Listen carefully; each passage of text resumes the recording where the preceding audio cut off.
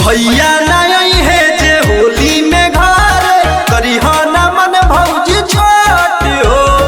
छोटका देवरवा से रंग लगवाई हो बापी चिकारी हमर मोट हो ए भौजी सुनत हो भैया नहीं है जे होली में घर करी हो ना मन भौजी छोट हो छोटका देवरवा से रंग लगवाई हो बापी चिकारी हमर मोट हो सुना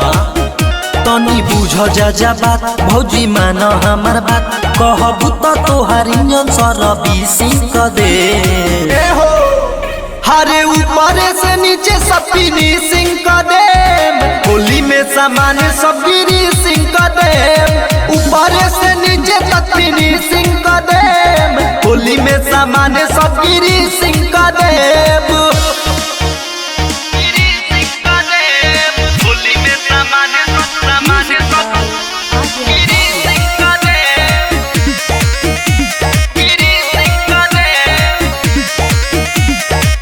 ललका पियर का संगे रंग हरियर का रंग दे हो भौजी तोहर गहिन दिया रखा बचिना कुछु ए भौजी हे ललका पियर का संगे रंग हरियर का रंग दे हो भौजी तोहर गहिन दिया रखा तनी दीह हमर साथ ना लेटाई तोहर हाथ बिना भइयो के मुडवा फॉरेसिंग कर दे हरे ऊपर से नीचे तक फिनिशिंग कर दे होली में सामान सब फिनिशिंग कर दे ऊपर से नीचे तक फिनिशिंग कर दे होली में सामान सब फिनिशिंग कर दे पुराना मानो होली है पुराना मानो होली है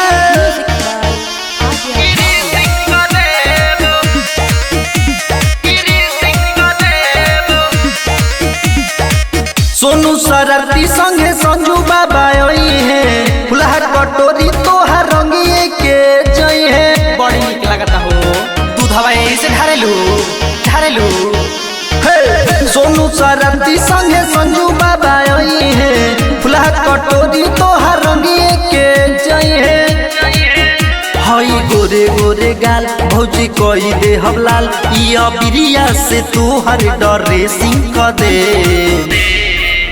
हरे ऊपर से नीचे तक फिनिशिंग कर दे होली में सामान सब फिनिशिंग कर दे ऊपर से नीचे तक फिनिशिंग कर दे होली में सामान सब फिनिशिंग